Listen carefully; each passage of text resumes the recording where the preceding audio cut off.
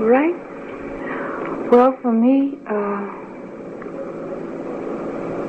if I can realize certain things in my work, I come the closest to being happy. And I can. Why is it that the more we perfect our selfies, the emptier we feel? It's like we're living in a paradox where we're more connected than ever, but somehow lonelier than we've ever been. Could it be that our obsession with beauty, the filters, the flawless skin, and the perfect bodies isn't just shaping how we look, but also how isolated we feel? And here's the twist. This isn't just a modern phenomenon. It's been happening for centuries. In today's video, we're diving deep into what I'm calling the cult of loneliness, a phenomenon where the pursuit of beauty creates an invisible barrier between us and the meaningful connections we crave. From corsets to selfies, from Marilyn Monroe to TikTok influencers, we'll explore how history, pop culture, and psychology all point to the same heartbreaking truth. The more we chase perfection, the harder it becomes to truly connect. By the end of this video, you might just see your mirror and your relationship with it differently forever. So let's get into it.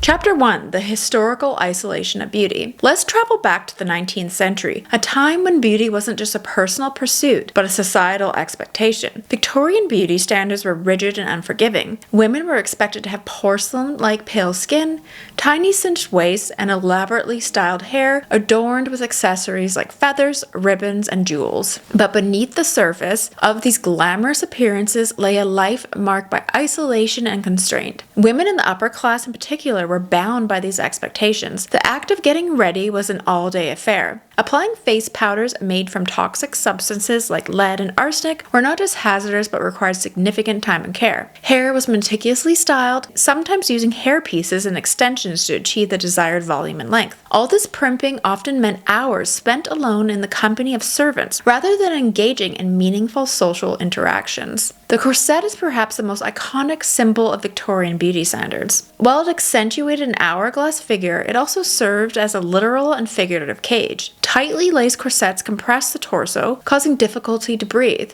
fainting spells, and even internal organ damage over time. But beyond the physical limitations, corsets restricted women's activities, making it difficult to participate in everyday life. Whether it was taking a brisk walk, playing a musical instrument, or even enjoying a meal without discomfort, the corset's restrictive nature extended into the social sphere. Women were often isolated in their homes, their movements confined to drawing rooms and parlors, away from the public life. The quest of beauty became a private, solitary activity, emphasizing how society valued women more for their appearance than their presence or intellect. As we moved into the Edwardian era, the image of the Gibson girl became the ideal. Created by illustrator Charles Dana Gibson, the Gibson girl was tall, slender, with an impossibly tiny waist, and always impeccably dressed. Although she appeared more liberated than the Victorian woman before her, she was often depicted riding bicycles or engaging in sports. The reality was that maintaining this look required just as much effort and solitude. The pompadour hairstyle, which involved piling hair high on the head, demanded hours of styling. Edwardian women also wore S-bend corsets, which forced their bodies into an unnatural curved posture, causing back pain and limiting mobility. And the Gibson girl may have looked free, but she was still bound by the constraints of beauty ideals that prioritize form over function. Jumping into the 20s, we see the emergence of the flapper. Short bob hair, thin eyebrows, and loose drop-waist dresses. The flapper symbolized rebellion against traditional norms, embracing jazz music, dancing, a more carefree lifestyle. Yet, even the seemingly liberating image carried its own set of isolating expectations. The boyish figure of the flapper required many women to bind their chests or diet excessively, leading to eating disorders that are often considered a modern phenomenon but have roots in these early beauty standards. Diaries and letters from the era reveal women's struggles with this new ideal. While they may have gained some social freedoms, the relentless pressure to fit this mold still created a sense of inadequacy and isolation. Beauty rituals across these eras weren't just about enhancing appearance. They became daily ceremonies that reinforced a woman's woman's role in society. Makeup application, hairstyling, and the constant adjustment of garments demanded time and privacy. This ritualistic behavior kept women preoccupied and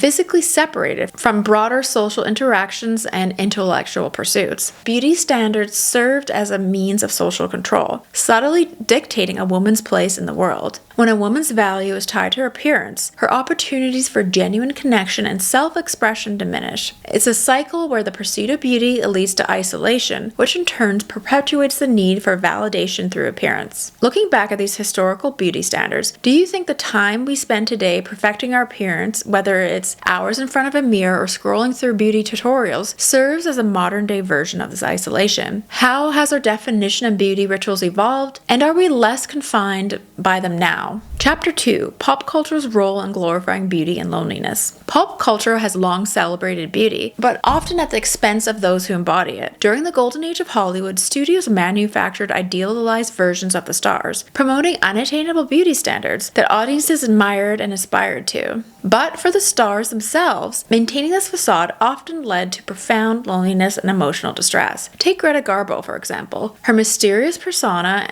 and her famously uttered line, "I want to be alone," cemented her as the epitome of the untouchable Hollywood star. But Greta Garbo's reclusive nature wasn't a glamorous choice. It was born from the pressures of sustaining an image of perfection. Studios strictly controlled how stars like Garbo presented themselves, dictating everything from their weight to their personal relationships. Garbo's isolation reflected the alienation many women experienced when they were valued more for their looks than their humanity. Marilyn Monroe, perhaps the most iconic beauty symbol of all time, faced similar struggles. To the public, she was the ultimate fantasy, blonde, beautiful, and effortlessly seductive. Behind the scenes, however, Marilyn Monroe was plagued by self-doubt and the feelings of emptiness. Her infamous quote, "I don't want to make money, I just want to be wonderful," reveals the crushing weight of constantly trying to live up to an image that was never fully her own. Marilyn Monroe's life serves as a reminder of how the idolization of beauty can lead to a profound sense of isolation, of loss of self. As media evolved, so did the mechanisms for glorifying beauty. In the mid-20th century, beauty ideals were largely dictated by glossy magazines and television ads. The women on the covers of Vogue and Cosmo magazine seemed flawless, but these images were heavily curated. The pressure to conform to these ideals trickled down to everyday women, who often felt inadequate by comparison. Even beauty pageants like Miss America turned femininity into a spectacle, reinforcing the idea that a woman's worth was tied to her appearance. Fast forward to the digital age, and platforms like Instagram and TikTok have taken the phenomenon to new heights. Unlike the Hollywood icons of the past, who are shaped by studios, today's influencers are their own brand managers. They curate their lives down to the smallest detail: perfect lighting, flawless makeup, and carefully constructed captions. The result is a feed of images that appear authentic, but are anything but. While social media gives influencers an illusion of control, the reality is that they're still trapped in the same cycle of perfection and isolation that plagued Hollywood stars. Many influencers have spoken openly about the emotional toll of maintaining the image, from anxiety over likes and comments to the burnout from constant content creation. And what's worse, the curated perfection often leads to a one-sided relationship with their audience. Fans admire their beauty but rarely see their humanity. Just like Marilyn Monroe or Greta Garbo, they become icons of beauty and loneliness. One of the most interesting aspects of pop culture is how it has romanticized loneliness, particularly for beautiful women. Films, TV show, and music often portray solitary beauty as something alluring and mysterious. Think of Audrey Hepburn's Holly Golightly in Breakfast at Tiffany's, a character who is equal parts glamorous and heartbreakingly lonely. Or Lana Del Rey, whose music has built an entire aesthetic around the idea of melancholic beauty. This portrayal sends a dangerous message that loneliness is somehow an acceptable price to pay for being beautiful. By romanticizing isolation, pop culture reinforces the idea that to be admired is to be alone. Modern media, however, has started to peel back the curtain on the intersection of beauty and loneliness. Shows like Euphoria offer a raw, unfiltered look at how beauty ideals can exacerbate feelings of isolation and insecurity. Characters like Cassie spend hours perfecting their appearance, hoping to feel seen and loved, only to find that pursuit often leads to emotional breakdowns rebounds and failed connections. And what makes Euphoria particularly compelling is how it highlights the psychological toll of beauty standards. Cassie's obsession with being desired is portrayed as both relatable and tragic, reflecting the experiences of many young women navigating social media's unforgiving beauty culture. It's a modern twist on the same struggles Marilyn Monroe and Greta Garbo faced decades earlier. Different era, same isolation. It's important to recognize that pop culture doesn't just operate in a vacuum. As audiences, we play a role in perpetuating these cycles. We consume content that glorifies beauty and idolizes those who embody it, often without considering the toll it takes on the individuals behind the image. By double tapping a perfectly curated selfie or binge watching a show that celebrates unattainable ideals, we reinforce the very system that creates the cult of loneliness. Whether it's a golden age starlet or a modern day influencer, the pattern remains the same. The more isolated they become, the pursuit of perfection creates a barrier between the individual and the world around them, leaving them trapped in a cycle of validation and loneliness. Do you think modern day influencers and celebrities are freer from the stars of Hollywood's golden age, or are they simply experiencing the same pressures in a new digital form? I honestly think it's worse now,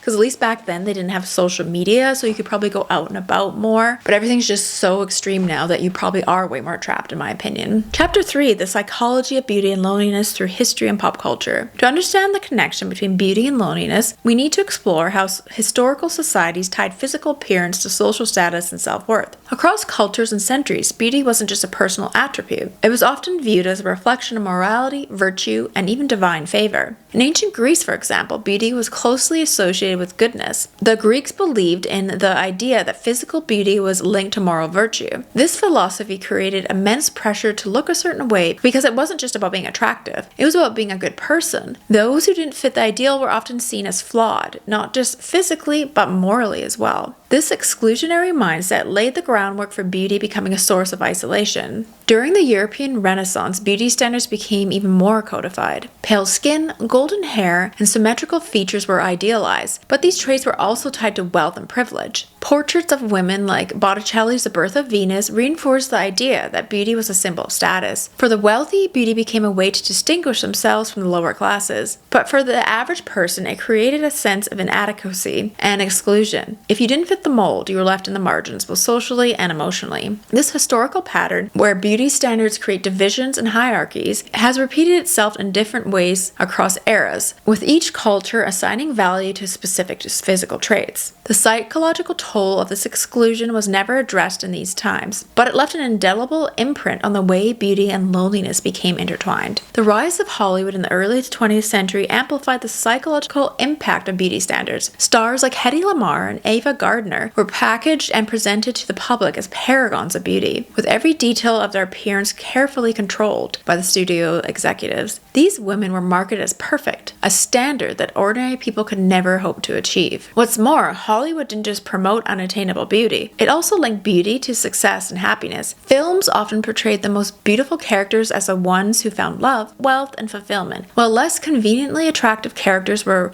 relegated to comedic or villainous roles. This narrative reinforced the idea that beauty was essential for a happy life, creating a psychological pressure to conform. Behind the scenes, however, many Hollywood icons struggled with loneliness. Stars like Rita Hayworth and Judy Garland were celebrated for their looks but felt trapped by the constant demand to maintain their image. Hayworth famously said, "Every man I knew fell in love with Gilda and woke up with me." Her comment reveals the psychological isolation that came from being valued solely for her on-screen beauty, rather than for who she was as a person. It's true, if actresses play a certain character in all their movies, you kind of think that's them in real life. And then I guess when people assume that they're that femme fatale or that certain character, and then in real life they're not, so they come typecast in real life as well. As popular culture evolved, so did the psychological manipulation of beauty. In the 50s and 60s, beauty was tied to the image of the perfect housewife. Advertisements, films, and television shows like Leave It to Beaver and The Donna Reed Show presented a vision of womanhood that centered on flawless hair, makeup, and a cheerful demeanor. This message was clear. A woman's happiness and social acceptance depended on her ability to look perfect while maintaining her home. But this ideal often came at a psychological cost. The pressure to conform to these standards left many women feeling inadequate or unfulfilled.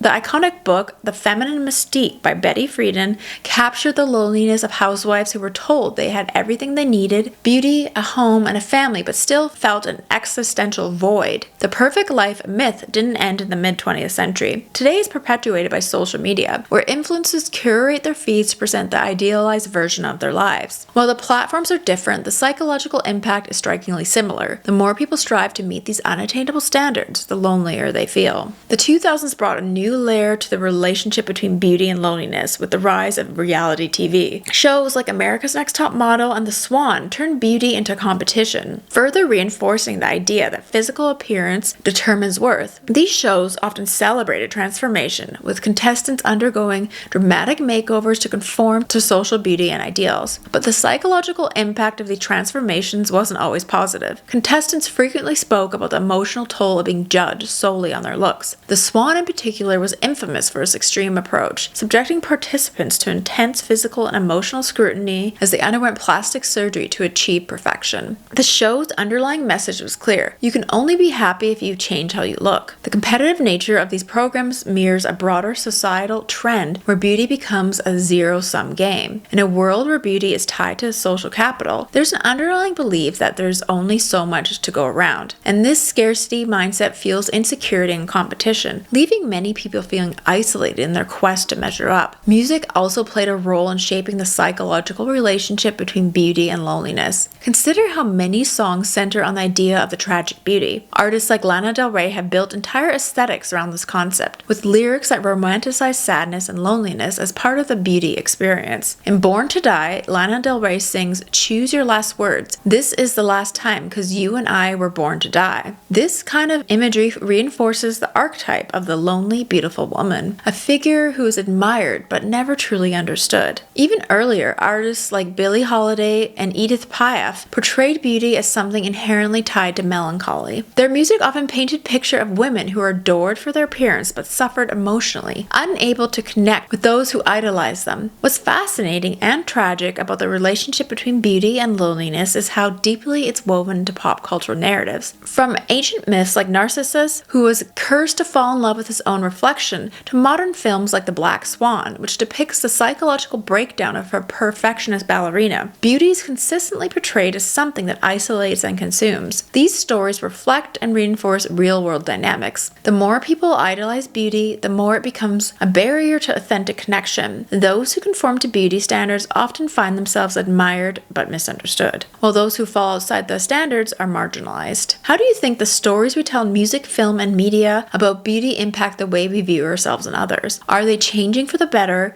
or are they still reinforcing the same cycles of isolation? Chapter 4, Breaking Free from the Cult of Loneliness. When we talk about breaking free from the beauty standards, we often imagine slow societal shifts. But some of the most powerful rejections of traditional beauty have come from subcultures that openly rebelled against mainstream ideals. These movements weren't just about rejecting beauty norms. They were about redefining identity and connection. Take the punk movement of the 70s and 80s. Punks intentionally disrupted conventional beauty ideals with mohawks, shaved heads, and unconventional makeup and ripped clothing. Their aesthetic wasn't meant to conform. It was a deliberate rejection of a world obsessed with polished appearance. Beauty for punks wasn't just about perfection. It was about rebellion, authenticity, and belonging within a like-minded community. And the punk subculture also had a unifying effect, offering a sense of connection to those who felt alienated by the mainstream society. Similarly, during the Harlem Renaissance of the 20s and 30s, Black artists, writers, and performers celebrated their own beauty and culture in direct opposition to the Eurocentric beauty ideals. Figures like Josephine Baker became icons of a new vision of beauty, one rooted in individuality,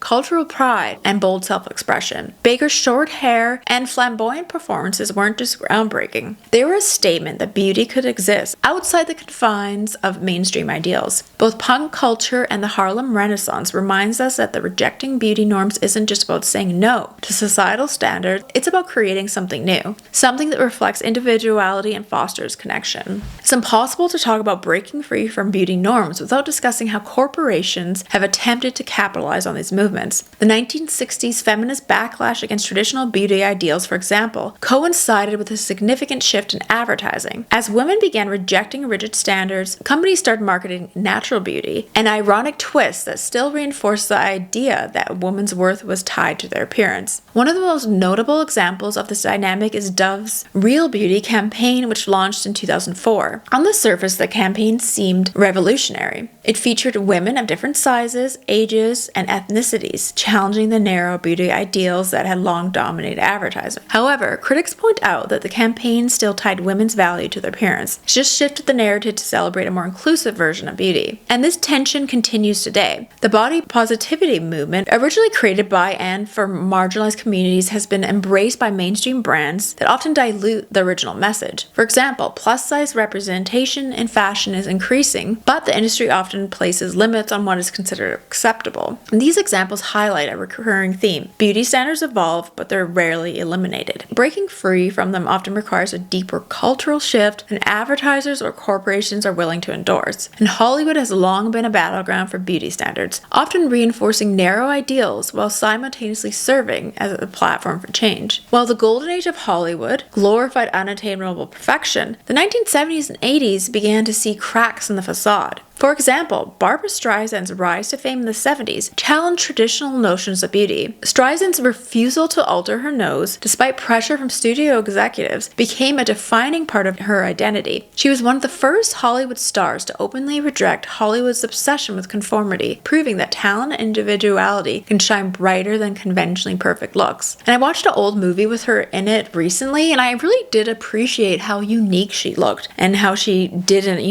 try to fit into that mold. And in recent years, films like Little Miss Sunshine and Lady Bird have pushed back against traditional beauty tropes. These stories celebrate characters who feel authentic and flawed, rather than airbrushed or idealized. However, even as Hollywood expands its representation of beauty, it continues to cling to certain tropes, like the makeover narrative, which suggests the transformation is tied to the physical appearance and worth. I mean, if you think there's so many movies, actually, that I liked even when I was younger, where they have the whole makeover scene, like Clueless, where she's made over, or Mean Girls, where Lindsay Lohan is made over. So it's a common theme. And in a digital age, technology has become both a tool of liberation and a source of pressure when it comes to beauty. Social media, on one hand, have democratized beauty, giving rise to creators who proudly embrace their flaws and what it means to be beautiful. Acne-positive creators, for example, challenge the airbrush perfection of traditional media by showing their skin in all of its states. Their vulnerability fosters genuine connections, helping to dismantle the idea that imperfection is something to hide. On the other hand, technology has introduced new ways to enforce beauty standards. With all these filters and AI, augmented reality makeup apps, and editing tools makes it easier to have a flawless appearance. And these tools blur the line between reality and fantasy, creating an ever-growing gap between how we present ourselves online and how we exist in real life. While they offer creative possibilities, they also perpetuate the notion that beauty can and should be perfected. One of the most powerful ways to challenge beauty standards is through art. Historically, artists have used their work to redefine what is considered beautiful, highlighting diversity, imperfection, and individuality. The 20th century art movement of surrealism, for example, rejected traditional representations of beauty in favor of distorted, dreamlike imagery. Artists like Frida Kahlo embraced their flaws and differences, turning their personal experiences into works of art that challenge societal expectations. Similarly, today's musicians, filmmakers, and visual artists continue to push boundaries. Beyoncé's Black is King celebrates Black beauty and cultural heritage in ways that challenge Eurocentric ideals. The film is both a visual feast and a powerful statement about the importance of embracing one's roots and individuality. Pop culture and history teach us that beauty is never static. It evolves with society, shaped by those who dare to see it differently. And as long as there are people willing to challenge norms and celebrate individuality, there's hope for the future where beauty no longer isolates us. And how do you see beauty changing the next decade? Are there any subcultures or movements you think are leading? Capitalism is always kind of decide in many ways in the mainstream what's beautiful, because they're constantly going to want to sell you products that you don't need and prey on your insecurities, making you feel like you need to buy certain products to look a certain way. And I feel like that is just always going to continue. And with social media, things are just going to get worse in many ways. But I think it's just good to be aware of what's happening. It's so interesting to look back. Sometimes when you think of people like Marilyn Monroe, no. You think, well, how could someone so beautiful and famous be lonely? Like, wouldn't everyone want to be around her? But it almost backfired on her and made her lonelier and more isolated. So it's interesting to look at it that perspective, because when you consider someone that fits into these ideals, that you think they'd just be surrounded by people and that everyone would want to be with them. But they would want to be with them because they think of them a certain way based on how they look, but not actually who they are as a person. So anyways, let me know in the comments below if you think our obsession with beauty is isolating, or is it possible to find balance. Thank you so much for watching.